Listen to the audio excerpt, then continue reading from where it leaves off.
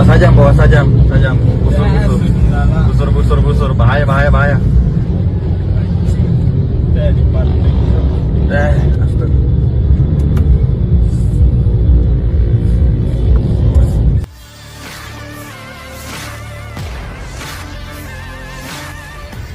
Aktivitas geng motor di kota Makassar kembali menjadi sorotan setelah maraknya aksi kekerasan jalanan yang meresahkan warga.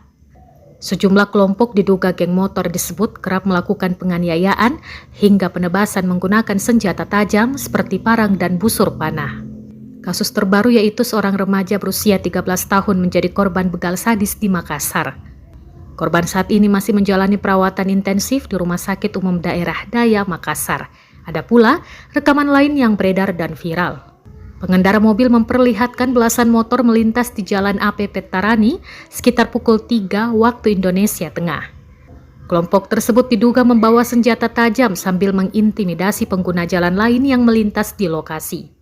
Situasi itu pun membuat masyarakat merasa khawatir dengan keamanan saat berkendara pada malam hingga dini hari. Menanggapi kondisi tersebut, Kapolres Tabes Makassar memerintahkan seluruh jajaran untuk bertindak tegas terhadap geng motor yang mengancam keselamatan warga.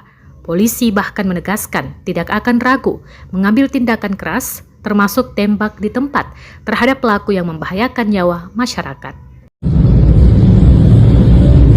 Bawa sajam, busur, bahaya.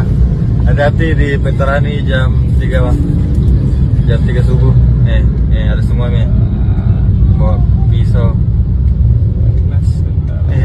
Jauh dari situ ya. Di kiri.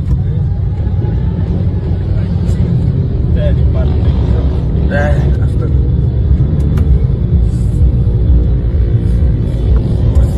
Ini semua mie. Kasih Ricu Makassar.